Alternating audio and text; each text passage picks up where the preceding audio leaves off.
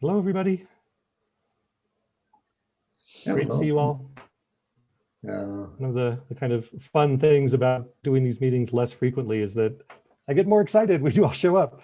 I mean, I was always excited, but when it's been a month, you know, it's like, oh, wow, they're all still here. That's great. So welcome. Yeah, welcome to this meeting of Carpinteria Birdwatchers for whatever today's date is, February 25th, 2021.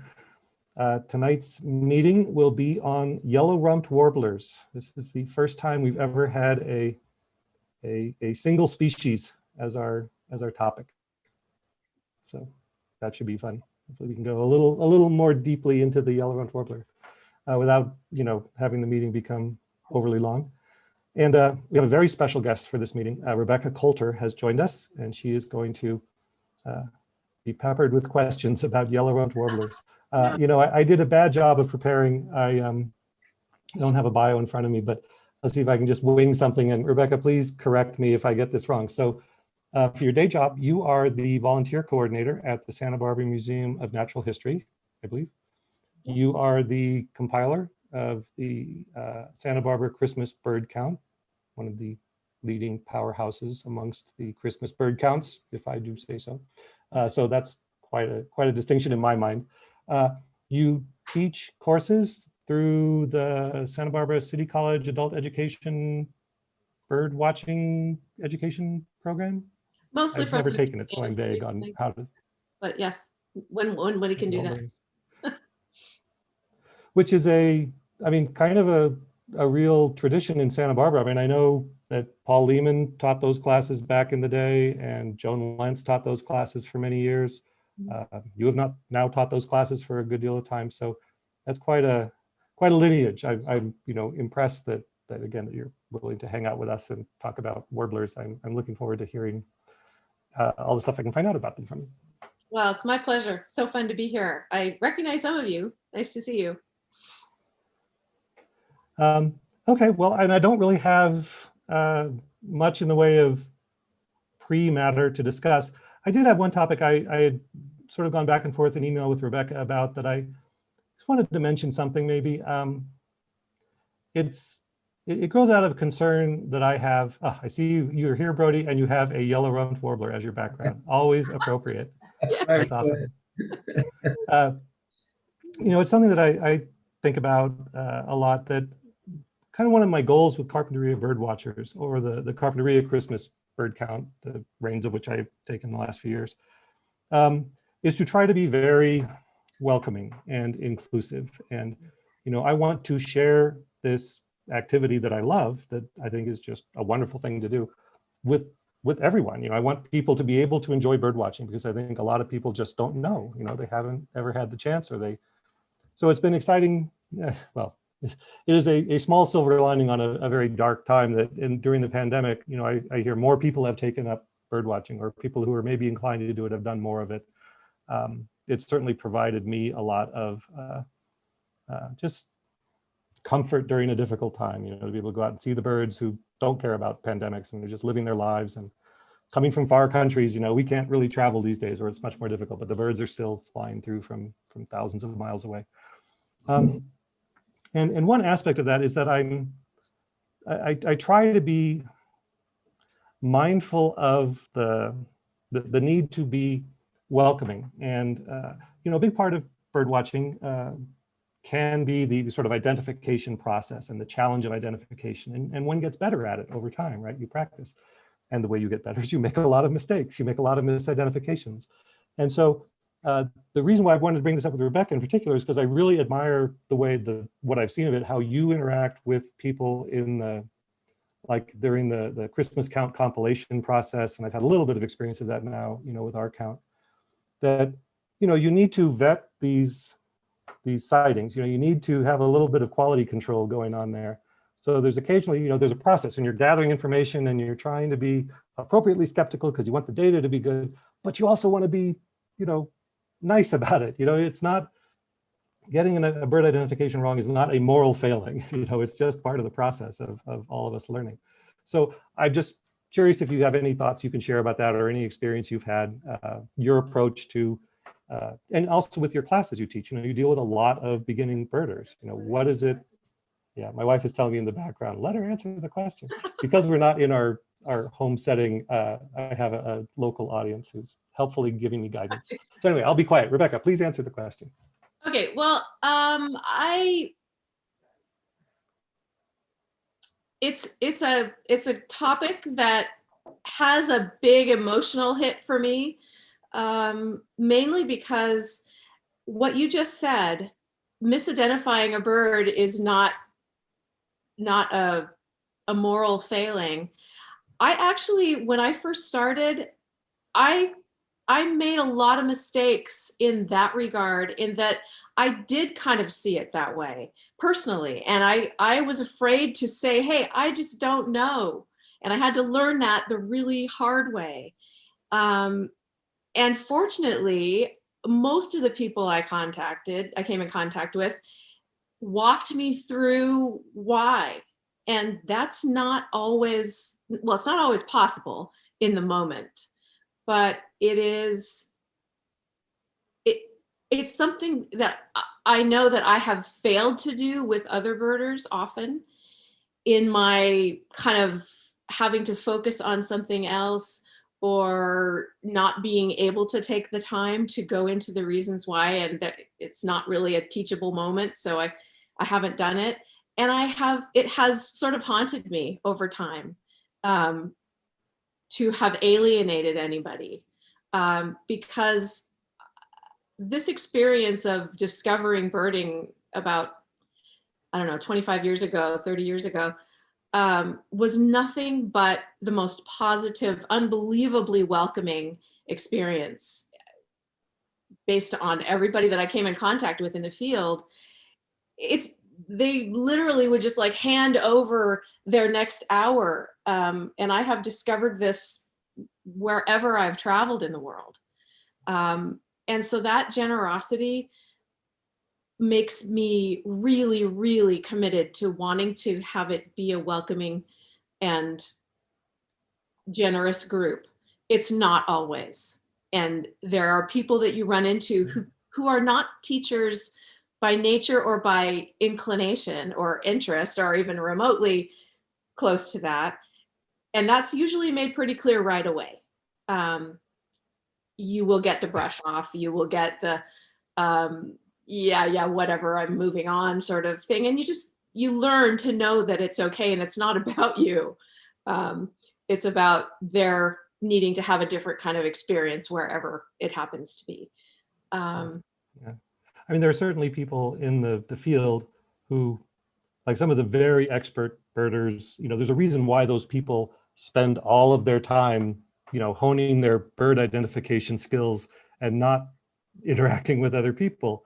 I mean, sometimes. And so it can be difficult. You can get, I don't know, for me, I think it's that everybody, at least for me, as I've kind of gone through this journey of learning more and becoming a better birder, it's like I'm always potentially on either side of that equation. Like there are many times when I am misidentifying something, Yeah. and I'm getting feedback, from people who know better, who are gently, almost always, occasionally maybe not so gently, cluing me into the mistake I've made.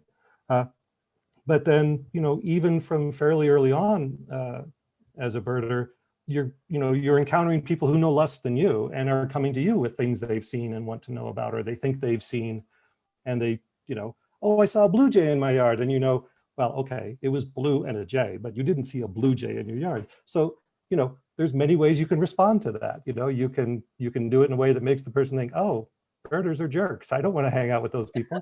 Yeah, and we've all been on both sides of it. I would imagine this group is interested enough, they've been out there enough, and no matter who you are, at what level, you will encounter people who are so stratospherically above where you are in your birding skills.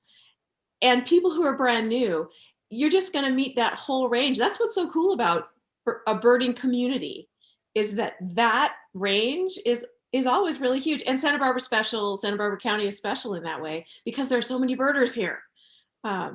So once I discovered the best way to learn from people who know a million times more than I do, and with those individuals that I were first really, really intimidated by in the beginning, because they spoke a language that I wasn't yet familiar with. Once I kind of figured out the best way to communicate with them, mostly was just to listen and sort of be the acolyte, just hanging on their every word. Some of them kind of thrive on that, and that's its own topic, but I was able, let me just tell you a super quick story.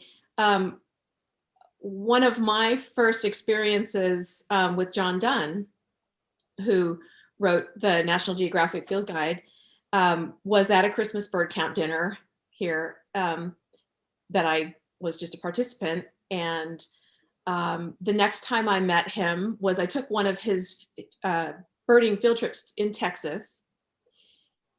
And we were standing on a mud flat at Bolivar Flats, which is this very famous Galveston area mud flats.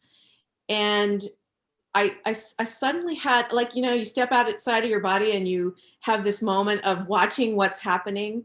And here I was with this person who knew more than anybody I had ever imagined. And I had the luxury of just going through every single shorebird in front of us with the scope and going through the fine points of field marks.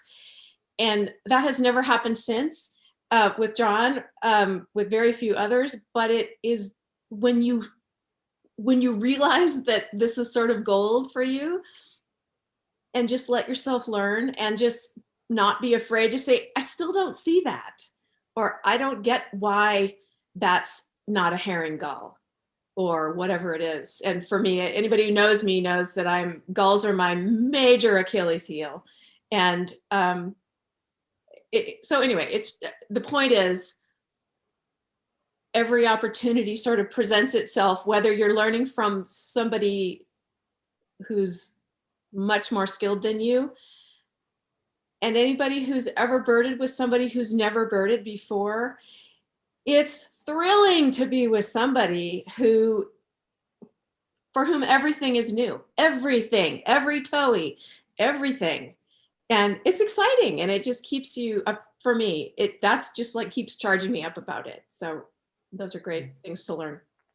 Yeah, so many of the things you said, you know, remind me of things in my own experience. You know, I think I shared a little bit about this story with you, as I was a younger birder. You know, I was a teenager, and had a particular interaction with a well-known expert birder that just left me feeling like, oh, birders are kind of jerks, you know, the thing I was describing before. And, you know, I'm sure I deserved it, but it really turned me off to the activity, and probably other things too, but that led to me kind of stepping away from birding for a number of years.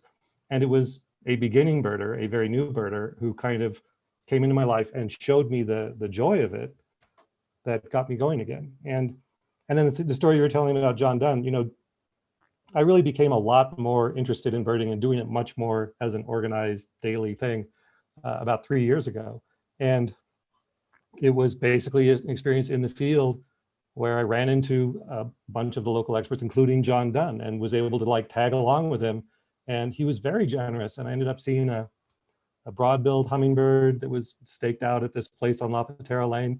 And I had the bird pointed out to me by John Donne. And I felt like, oh, this is a sign, you know, this is something I really want to do more of. So I don't want to just, you know, go back and forth with stuff like this. I certainly encourage people, I didn't say this at the beginning, but I encourage you to jump in if you have questions or you have things you want to raise. Yeah, Brody, I see you've got your hand up. Do you have something you want to share or ask? So, a couple days ago, I was at the salt marsh. Oh, wait, not the salt marsh, but the refuge, the bird refuge. And we were just taking a bike ride there. I saw a rufous hummingbird, which was fun. Or it could have been an Allen's. I can't really ever tell the difference between them. I also saw a red-winged blackbird, which was new to me. I've never seen one before. I saw 2 Canada geese, 2 northern shovelers, and I saw yeah, obviously a bunch of mallards and coots, but I saw a sort of domesticated mallard. It looked like a domesticated mallard. It sort of had started to domesticate, but it hadn't fully domesticated yet, which was really cool. I kept trying to feed it bread, but it would never come close enough. Ah, yeah, that's, you know, what So it you had some of the features of you Go ahead, just Rebecca. you just said something that's an exact duplication of the kind of thing that when I'm standing in front of the room at the bird count, when someone who in the winter says, I just saw a rufous hummingbird. So my response, because I know that rufous hummingbirds don't occur here in the winter, it's very, very rare to have a rufous hummingbird here. Less rare or more rare than having a really unusual hummingbird here from Arizona. But that's the kind of thing where you accept that that's what the person says they saw, and then you sort of start drilling down. And what was it exactly? And tell me about it. And did it have a green in the back? And what did you see about it? And I can tell you that they're not quite in yet. So they do move through in about March, and it's possible that you saw rufous, but they're very, very close to Allen's hummingbird. And some rufous hummingbirds actually show a little bit of green in the back. But anyway, it's that place, no matter how sometimes it seems like there's a lot of disruption there and there's a lot of stuff going on that isn't necessarily fun for birding, but it continually turns up cool stuff. So it's a great spot. Yeah. Okay. So I'm having internet issues at my end. I don't know if that's me specific, but if so, I apologize. Hopefully you can hear me. And I'm going to go ahead and move on to the yellow-rumped warblers, if that's okay with people. So we can talk about that. So I'm going to share my screen. Wait, hang on, Brody. Can you move your head just slightly one way or the other so we can see the bird behind you? Okay, just wanted to see that one. That's a cool one. You even got the right subspecies there. Yeah, and we'll be talking about that bird shortly. Okay, let's see if I can get this going. It's okay now? Yes, it is, I think.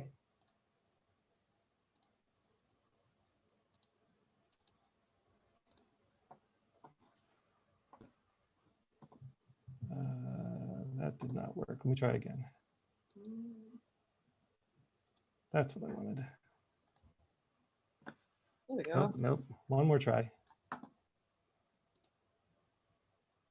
Okay, so if I've done this correctly, sorry, I'm juggling screens here. You should be seeing my presentation slide that says yellow-rumped warblers. I got thumbs up, excellent. Okay, so let's go on and start talking about these birds. Okay, so yellow-rumped warblers. Here is a yellow-rumped warbler. Now, this is one of their appearances. They have many, and so we'll talk about that. Here is a sort of a yellow-rumped warbler on the drab end of the spectrum, right? So, but key things you're going to see in this bird, this little touch of yellow under the wing, if it's there, is really helpful, and it's usually there. It's even maybe in the drabbest birds, it might not be there. And Rebecca, feel free to jump in at any time and offer correction or amplification. But I mean, it's got a basic warbler look to it. It's got a long, thin warbler beak. It's relatively small, although kind of on the large side for a warbler. We'll see some comparison photos later that show that. But this is probably a first-year bird. It's in its non-breeding plumage. It's pretty drab looking, right? It doesn't really have a lot of bold features. One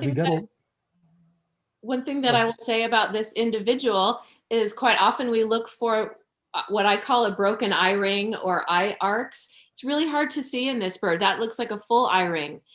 So that can be tricky. That just is the way the bird is. It's just a weird bird. Yeah. Yeah. Or a weird image or something. Yeah. All right, so here's another example. And, at first glance, this is a very different bird, right? If you're used to seeing those ones like the ones we were just looking at, and around here in the wintertime, most of the ones you see are probably going to look more like that one we were just looking at. But then you see one like this, and it's quite different, right? It's a very bold bird. So this is presumably an adult male of the Audubon subspecies. We'll talk about that, but this yellow throat kind of flags him as an Audubon's. There's those eye arcs that Rebecca was talking about, so sort of a broken eye ring. In this case, the wing bars are so strong they actually become a panel, right? There's this connecting white between the two wing bars. So this is sort of your classic adult male yellow-rumped warbler. So that's yeah. Which I just learned. I don't know why I never noticed this before. But when I was sort of drilling into all the images available for this species, that panel is almost 100% a diagnostic for an adult male yellow-rumped warbler Audubon's. Audubon's, yeah. I didn't know that before. I've seen that, of course, in the field, and you can guess that it's a male by the brightness of its colors, but I didn't know that panel was the diagnostic.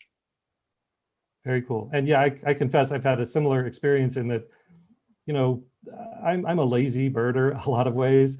And, you know, I learned enough to hopefully identify the bird as a yellow-rumped warbler, but then it's such a common species around here in the winter, and I'm so focused on the species count, I am guilty of not paying as much attention as I should to the individual variations. But really, that's one of the fascinating things about the bird that is, you know, worth paying attention to.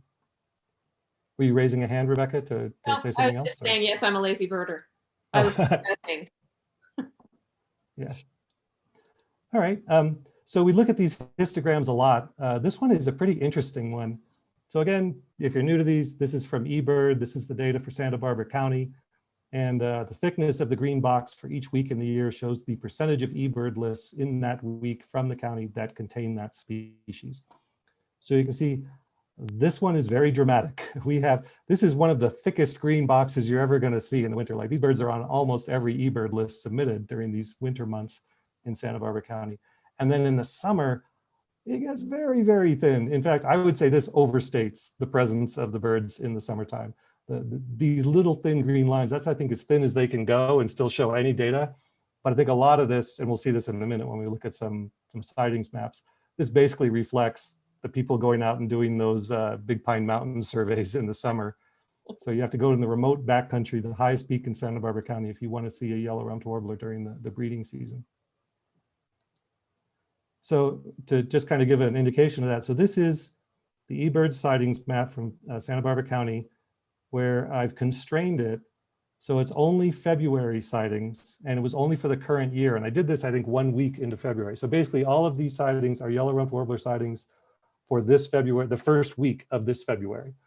So they're showing up a lot, especially here in the South Coast is a really popular place for them. You know, these wintering birds, they like nectar, and they like some certain kinds of fruits. If there's like fruiting, you know, small fruiting bushes, they'll eat those fruits. But really, they love the nectar. They love the flowering eucalyptus and some of the other trees like that. And you can see, like, where there are ornamental plantings that the warblers like, that's where they're showing up. And then this map is June through July of all eBird data ever.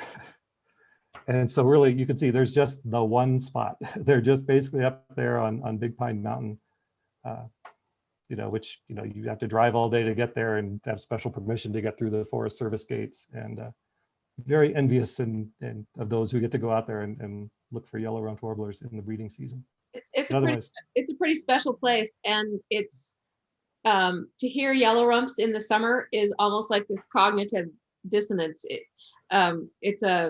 It's a really cool thing, and most of that data is generated by Paul Lehman and Joan Lentz. Yeah, who for many years did those surveys, and I guess lately Peter Gady's doing them, and yeah. I know Jenny, who's on this meeting. I think you did it this year, Jenny. Is that right? Yeah, and I'm struggling to remember if we got any yellow rumps this time. Not common.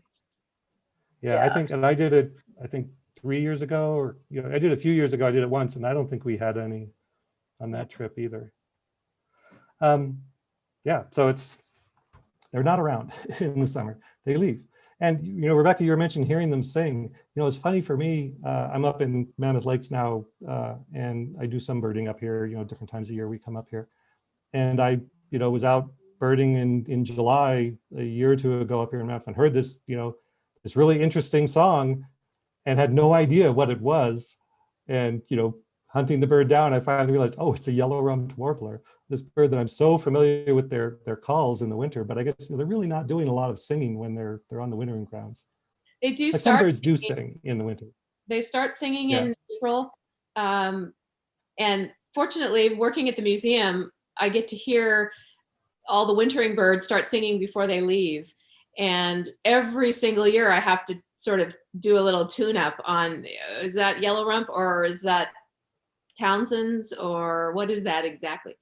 Sometimes black-throated gray sings when it comes through. So it's great exercise to do it every year. Yeah, so we'll do some practice on that in a minute because I have some recordings I want to play. Here's their range map, and this reflects the whole species, obviously, which when I was a younger birder, back in those days I was talking about, I had two species, right? There was the Audubon's warbler and the Myrtle warbler. And then at a certain point, I don't know if it was in the 1970s or the early 80s, I meant to look it up and forgot to do so. So I don't know exactly when it was, but they were lumped. They decided that these birds are closely enough related. They're interbreeding freely in the place where their range overlaps. So they decided, no, it's just one species. And so the name Yellow-rumped warbler came out. I remember being very scandalized. I was probably 8 or 9 years old, and I just thought, well, that's a terrible name. Why would you name a bird that? I didn't have any idea that, oh, bird names can change, but they can, the species come and go. Those are human constructs, and our understanding evolves. But to me, it was just kind of upsetting that we became yellow-rumped warblers. I thought yellow-rump, that's just an undignified name. I didn't think that name was appropriate. Yeah, I mean, if it had a yellow rump, I mean, that would make sense. But there's a bunch of parts on its body that are yellow, but not its rump. Well, I'm going to disagree with you there, Brody. I think it actually is. We'll look at some photos, but again, rump is a very specific term. Birders use that in a very specific way. So we'll look at some photos, and it's not the upper tail coverts, it's the rump, right? It's a little higher up on the bird. But of course, if its wings are covering it, you don't see it. You certainly don't see the yellow rump a lot of the time when you're looking at the bird. Although when they fly, it does tend to be revealed, and that's a really useful field mark to look for. Yeah, I didn't see that. Well, yeah. Something I was thinking about, Brody, we did this topic because you asked for warblers last time, and you mentioned seeing a yellow-rumped warbler. And it struck me that, I take for granted, I've been birding for many, many years at this point. To me, a yellow-rumped warbler is a thing I'm familiar with. But if I had started birding a lot, like in the last year, coming into the winter now would be the first time I'd seen them, right? I wouldn't have seen them in the summertime around here. So they would be new and unusual. Where is this bird coming from? So I kind of like this range map just to get an idea of where they are and how they're moving around. You can see it's a little hard. I'm not sure how big it is on your screen, but it's a little hard to see. Basically, we're in blue here in Southern California, except a little bit of purple in the upper elevations of the mountains, the Southern California mountains. So what that indicates is, they're here in the winter, but except for those higher elevation sites, they leave in the summer. And you can see they migrate vertically and north. They get up here in the Sierras, and they're breeding up around like where I am right now. They're year-round along the coast up here, Oregon and Washington. Again, up at higher elevation in the Rockies, and then on way up into, northern Canada and Alaska. And so if it isn't split out on this map, but basically the Myrtle warblers, and again, Rebecca, I'm going to rely on you to jump in and correct me if I'm just talking nonsense here. But my understanding is the Myrtle warblers are they tend to be long range migrants. Like these are wintering Myrtle warblers for the most part. And these are, breeding Myrtle warblers up here, whereas the Audubon's is a more constrained area. Like maybe they're wintering down into Mexico. I'm not sure how far south they go. But then in terms of the breeding area, it's like southern British Columbia. This is sort of the area of overlap between the two subspecies, like up in this area. Right.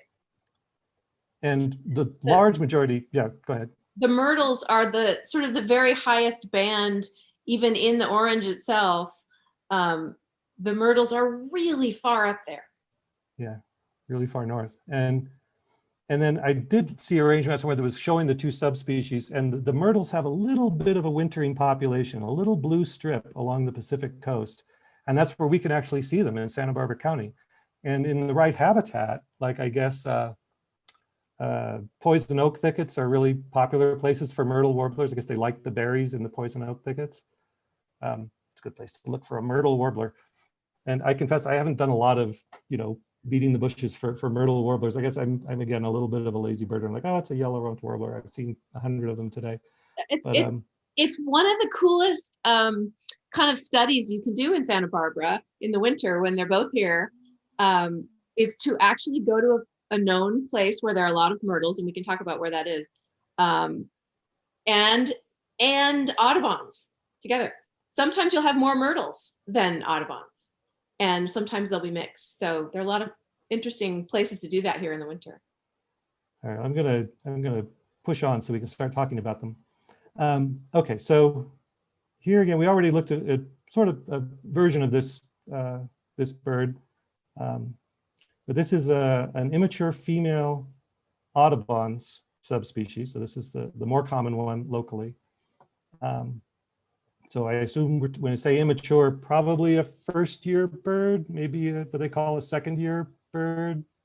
Like hasn't gone into its full adult plumage cycle yet. It's got that little touch of yellow under the wing, which again is, at least for me, is a very useful thing to look for. I see a drab little bird and I'm not sure what I'm looking at. And then I see that yellow there and I go, oh, okay, I know what I'm looking at. Yeah, it's probably a second-year bird because you can see sort of those gray feathers starting to come in. See, you're getting into the feather analysis. This good stuff. Impressive. Let me also point out that this bird has something that you don't see on every immature female. And this one has it, likely because it's in Morro Bay where there's a whole lot of eucalyptus blooms. You'll see right around the base of the bill, all that black stuff. That's actually dirt and stuff that gets stuck on the sticky residue that's on the base of the bird's bill. It doesn't actually have black on the face in a female much. And so that can throw you off. And sometimes it's like even more extensive than this. You'll see birds with just very black, faces. I'm sure. I figure on some level it bothers the birds. Like they'd like to get a washcloth and just take care of it, but they don't have the ability to do that. They do most of their cleaning and preening with their beak. So this is like the one area on their body they can't really reach with it. But yeah, they're sticking their face in those eucalyptus blossoms and they just get, nectar all over their face and it sticks and the dirt gets in there. I wanted to do a audio recording. So let me go ahead and play that. So this is going to be a call of an Audubon's warbler. This was recorded in March in Texas. And this is from xenocanto.org. And Danny Zapata Henao made this recording.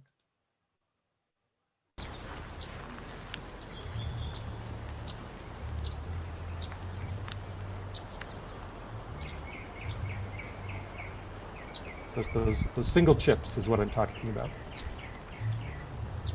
There's also, it sounds like a mockingbird in the background. It's one of the things I love about these Xenocanto recordings. It's not just a single species. You often have background species, but that chip, that yellow-rumped warbler chip that, if there's a eucalyptus tree with blossoms, you might have 10 or 15 of those warblers up there in the canopy and you'll just be hearing those chips going off. Chip, chip, chip, chip, chip, chip, chip.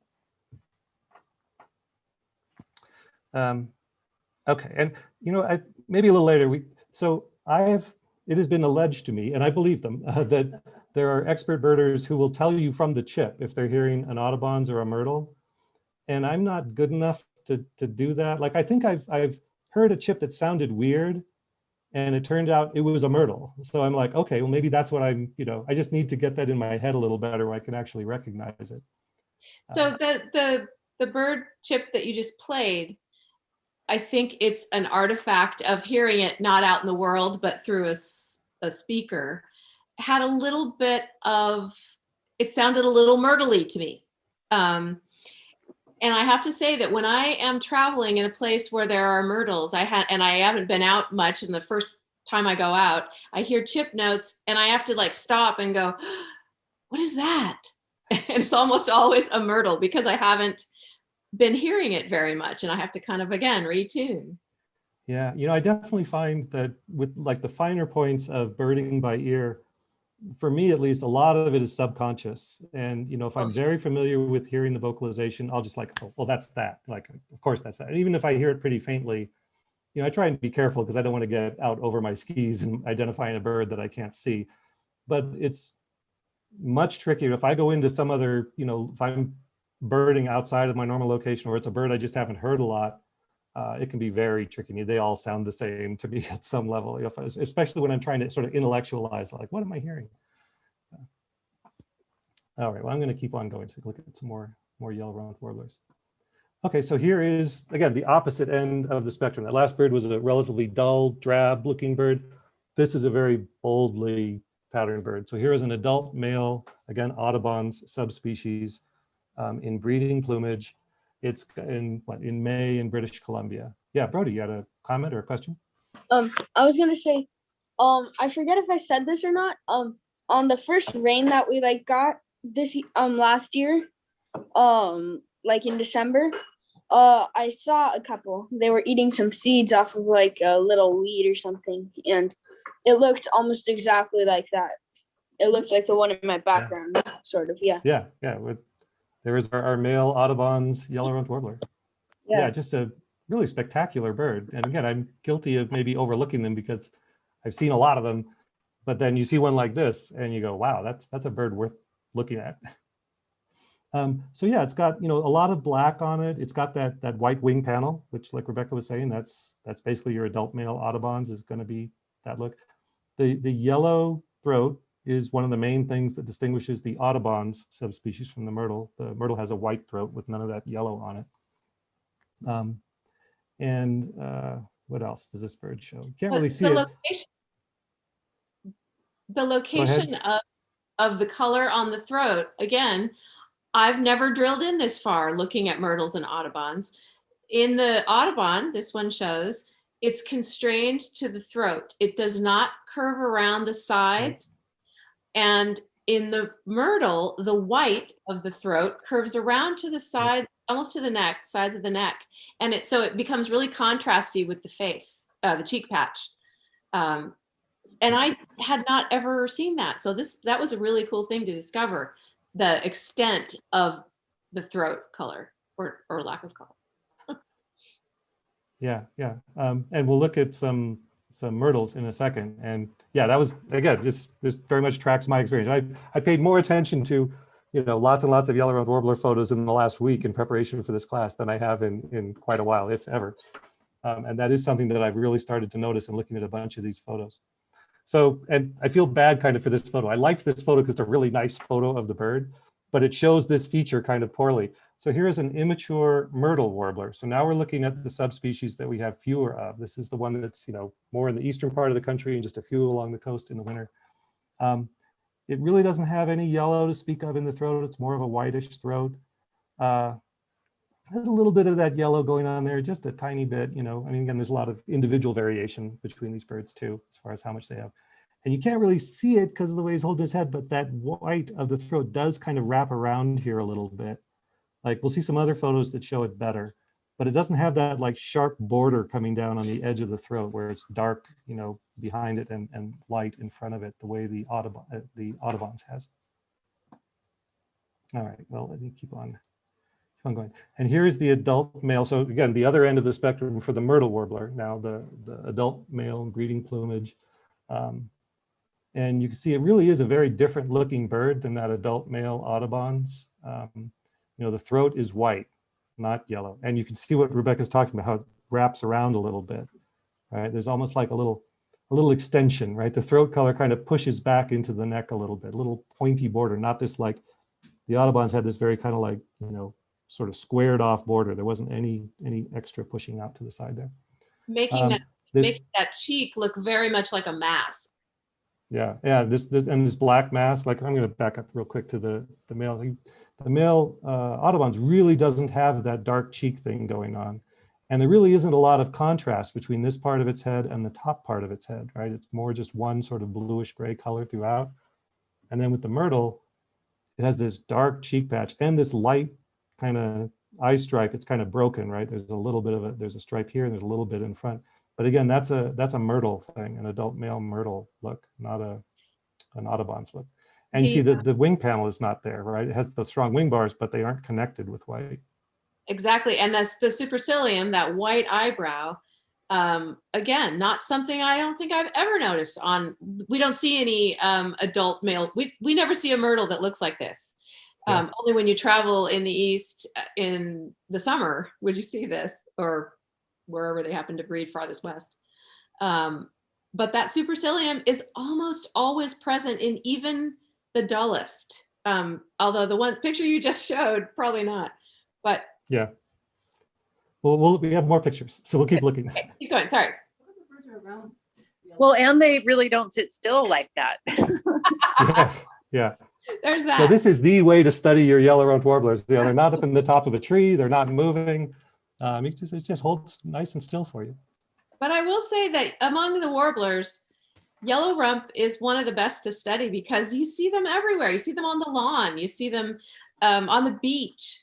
You can just, they're so abundant that you can really see them in a lot of different habitats. And, you know, they actually are known for being very eclectic, like in their wintering habitats. They, as you say, they're in lawns and beaches and trees and shrubs, and like they really cover everywhere. They're a generalist bird in terms of their habitat preferences. Or did I skip one? Yeah, I wanted to show this one. So this is another thing, again, my reading over the past week, I'm like, wow, look at that bird. This is not a bird I have ever seen. So this is the Goldman's subspecies, Wow. which exists down in southern Mexico and Guatemala. Like on that range map earlier, there was a little bit of purple down there, you know, a little bit of a year-round resident, and it's basically like an Audubon's. But as you go south, there are these, as you go further south, the populations you get to where they have these very dark black adult males in this case, and that's called the Goldman's warbler. Wow. I have never birded to speak of in Mexico, so if I ever do, that's going to be a target species. I'd love to see that bird. Another target species, if you ever go down there, or if I ever do, is there's like something called a magpie jay. They are amazing. Yeah, I've never seen one in person. I've Big. wanted to see one. Huge. Yeah, huge long tail.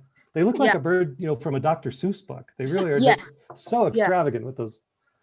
Yeah, magpie jay. Yeah, they really do look like something like mixed between a magpie and a jay. They really do. That's the name. Yeah, there was presumably these were escaped cage birds, but right after the Thomas fire, Mark Holmgren saw one or two, I'm not sure, at least one, on Santa Monica Creek, you know, like 100 yards from my house. Yeah. And boy, I was walking up and down that creek for days, you know, hoping for a sight of that bird, even though as an escapee, it would not have been officially countable. I just really wanted to see it, but I was not successful. So someday, or I'll go to Mexico where they're common. Like that's kind of the thing, you know, it's like, you can chase after these rarities and it's exciting and all, or you can just go where the bird is not rare and you can see as many of them as you want. All right, but let's go on. Oh, and this was another thing, and Rebecca, you specifically asked me to include this, and I'm glad you did, because a lot of times, again, these birds are up in the top of a tree and they're moving around and you're only seeing part of the bird kind of sticking out of the foliage, and maybe you only see the bottom of its tail. Well, the bottom of a yellow-rumped warbler's tail is pretty distinctive. They have these big white tail spots, and like basically what you're seeing when you look at the underside of a warbler's tail, you know, when the tail feathers fold together, the outermost feathers fold on the bottom, right? So what you're seeing is, you know, this is the outermost tail feather on the left side of the bird and the outermost tail feather on the right side of the bird. And they have these big white spots, like the tail feather is black with a big white spot in it. And it's pretty distinctive. And it has a sort of other distinctive look when it flies and it spreads out. You kind of see where that white is in the tail. And your field guide should show that. So that's worth paying attention to. And they often flash it in sort of aggression. They'll use that as a signaling device. Yeah, not as much as like a redstart, American redstart might, but when they move around after another bird, they'll quite often make sure that the tail is flared and showing. Yeah, see, it's worth spending time watching these birds. They do interesting things. For sure. Oh, and again, just because we've got two on screen at once, here's a really good comparison for two adult males of the Myrtle we've got here on the right and the Audubon's on the left. And in particular, pay attention again to the geometry of that throat patch, because in the immature birds, that patch is a lot more subtle, like the contrast is not as high, but the location is the same, right? You can see this kind of, pointy corner on the myrtles, right? Even though it's not as black and white like this, but the pale part kind of sticks out a little bit there. Whereas on the Audubons, the more common local species, it's just kind of straight down. I don't even remember what I had next in these slides. Oh, okay. This is worth paying attention to. Let me go ahead and switch out to look at this. So this is another thing that Rebecca asked me to include, and I've got this in a separate tab. So this is just to show you a comparison. Here's a lesser goldfinch and a myrtle, yellow-rumped warbler. Again, see the little extension there on the white throat. But you see them together and you realize, oh, that yellow-rumped warbler is a pretty good sized bird for a warbler, right? They're on the upper end of the size range for warblers.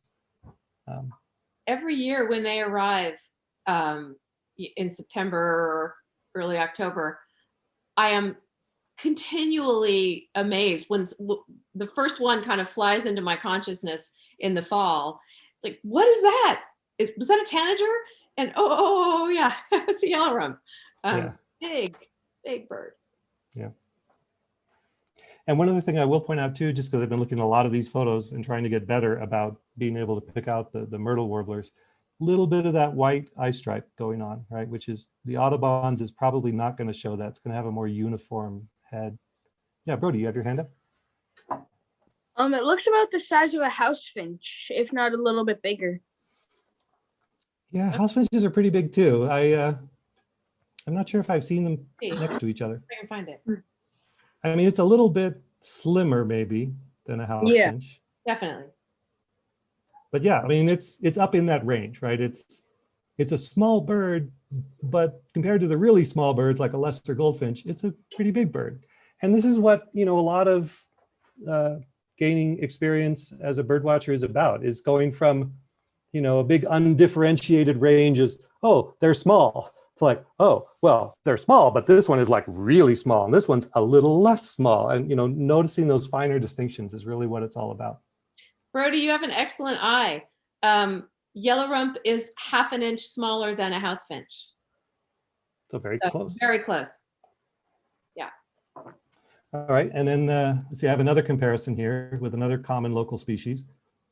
So again, we've got a bush tit on the lower right, and what looks like an Audubon's yellow-rumped warbler. Again, very drab, but a little bit of yellow on the throat. Pretty uniform, head. Don't see any real extension there like a myrtle would have. So probably a Audubon's warbler. And again, pretty big bird compared to a bush tit. So I'm sure, as they're sitting there talking in bird to each other, the yellow-rump's like, yeah, I'm a pretty big bird, so stay out of my way here. Of course, the bush tit isn't bothered by that. They're fearless.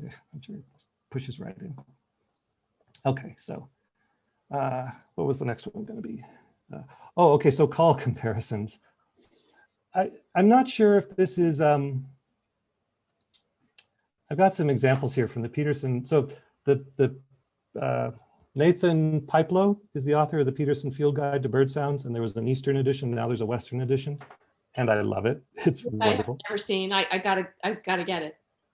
It gets my highest recommendation. Like in my personal hierarchy of field guide author status, you've got Sibley at the top as far as I'm concerned, but Pipelo, I don't know how to pronounce it, he's up there. It's very, very interesting to me and very useful. But goes into a lot of detail. And there's this companion site that has many examples. So, this is me kind of testing, like, okay, can I listen to these or maybe study the sonograms? Can I pick out the difference between an Audubon's and a myrtle? So here are some Audubon's chips. All right, let me do this one.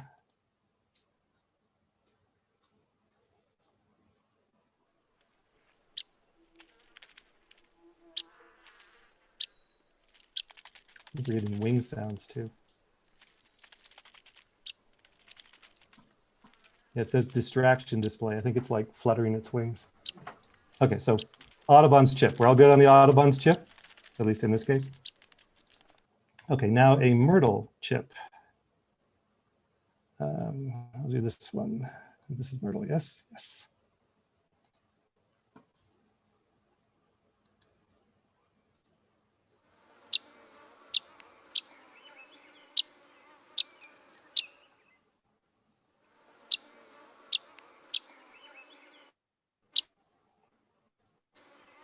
You know, I think I'm gonna have to spend a lot more time out there in the field listening to these chips to really hear a difference, or hear much of a difference.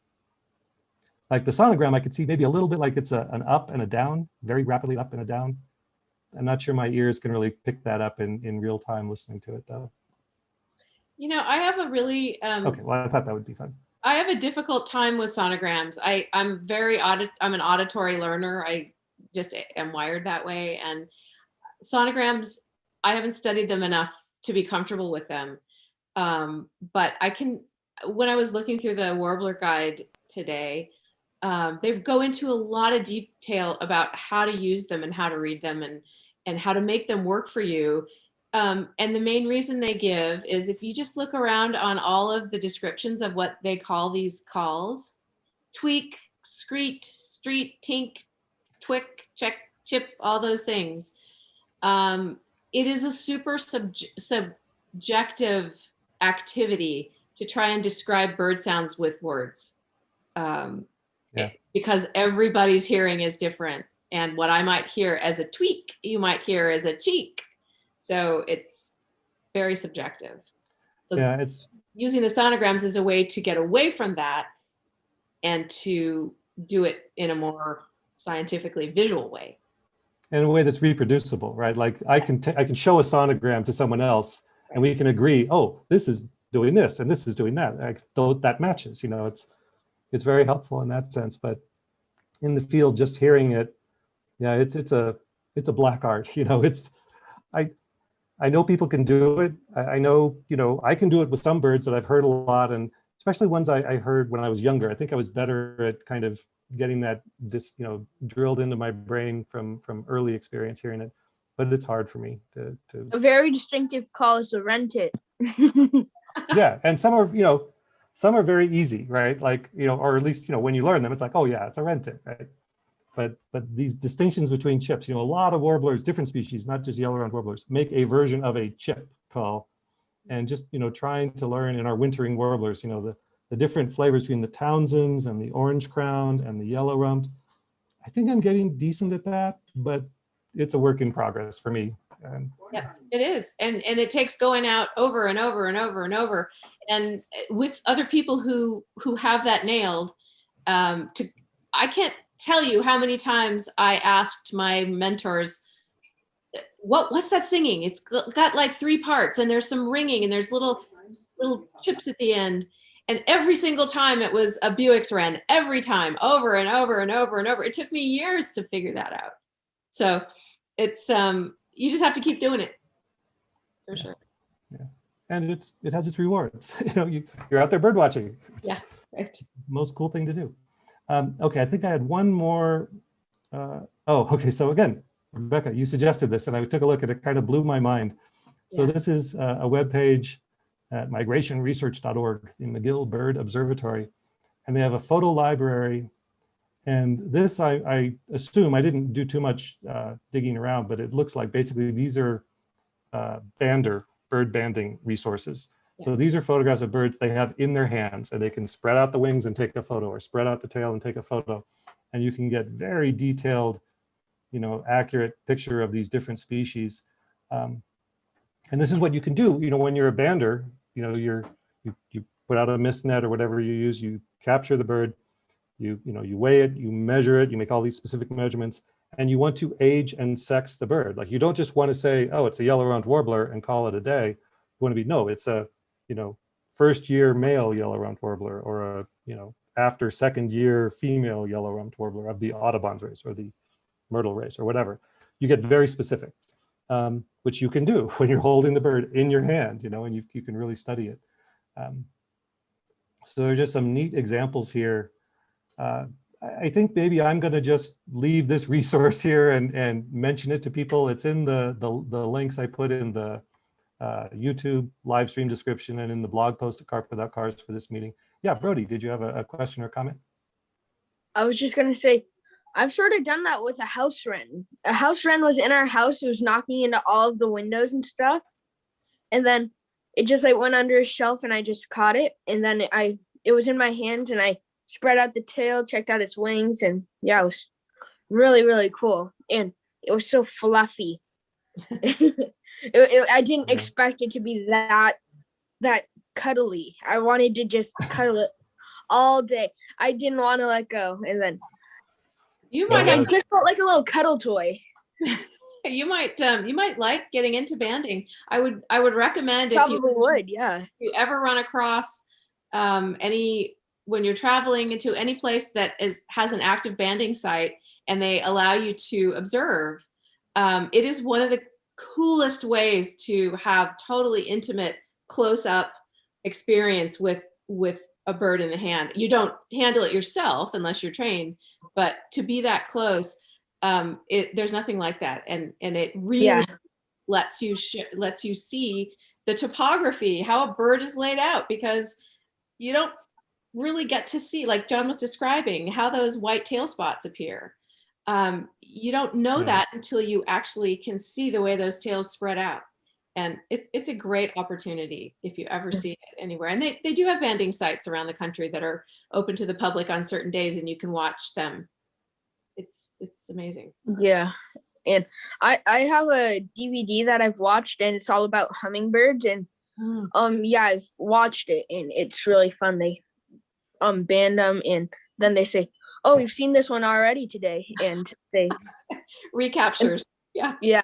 And then they let it back go, or, "Oh, we found this one last year." Yep. That's the coolest thing, is when you recapture something that you've banded previously, or it has a band from another banding location, even better, because then that data gets communicated out to the people who banded it. Yeah. Okay, I think that is it for the presentation. So I'm going to stop my screen share and just open it up. I mean, you've been doing a good job, folks, of asking questions.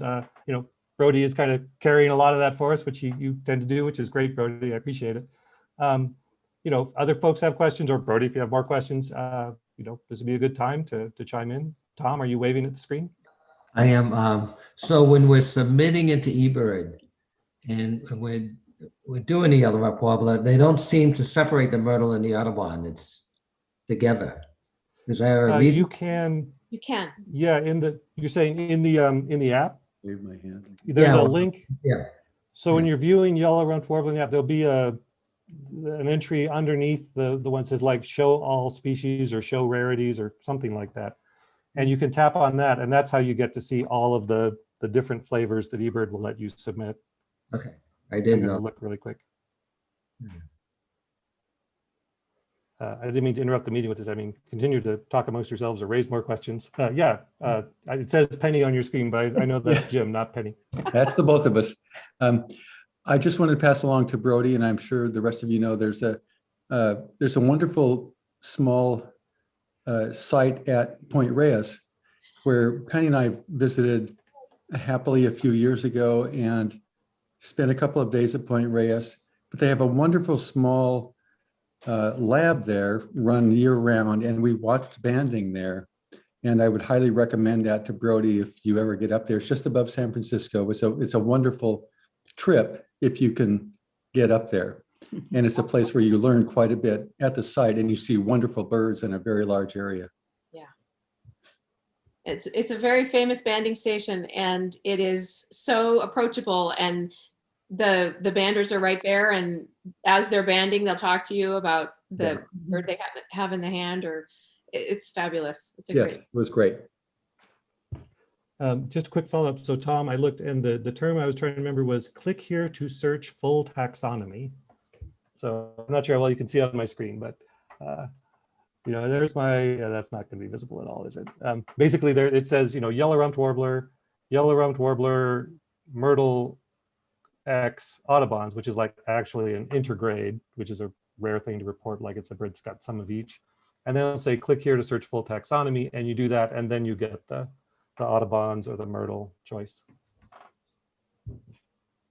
I wanted to mention that now that we are all perfectly confident of separating Myrtle and Audubon,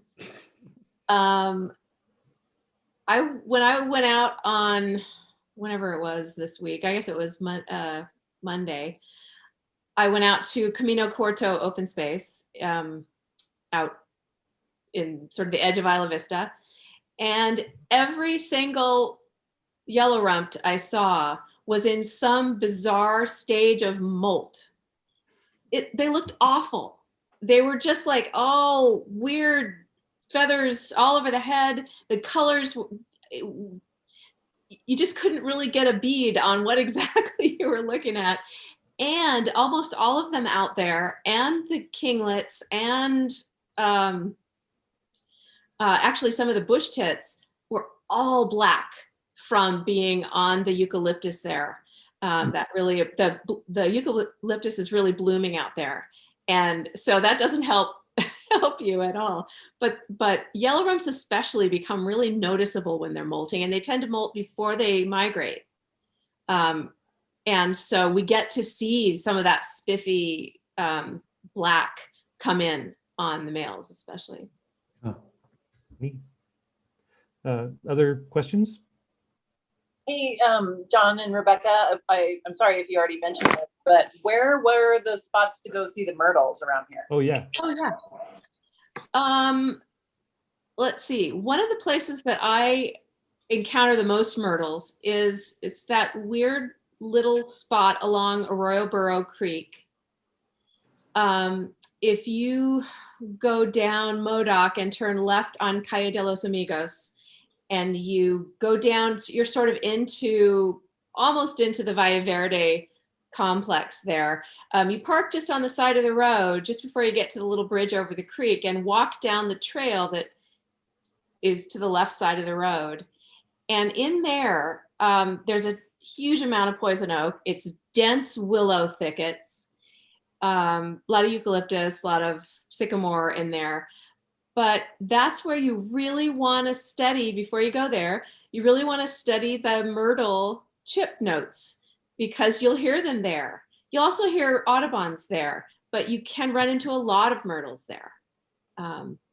That's a great spot. Also, weirdly, there's often a very high count if you go into Ealing's Park. Can you go into Ealing's Park right now? Is it open? I guess it's open. And then just park like wherever the first place you can, and you walk along the road.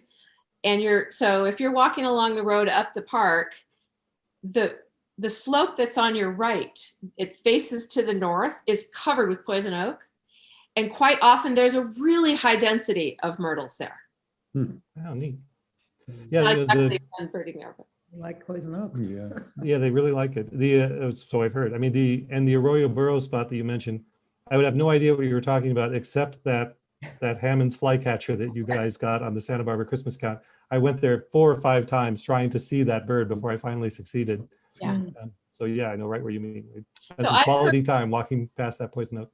That path goes to the Hammonds, goes off to the right, to the west. If you go to the sort of southeast, along that path is where you hear a lot of myrtles down in there. Okay, so yeah, not go up into that like northern part where the Right, Hammonds the was. Yeah. Yep. Neat. Pavel and I were there last week, and we heard them. Yay! Good. We weren't sure. We were like, what are those? I know. Yeah, I have never studied. I don't know if the myrtles molt before they migrate. I've never studied that. I don't know if they do the same thing as the Audubons do. They acquire their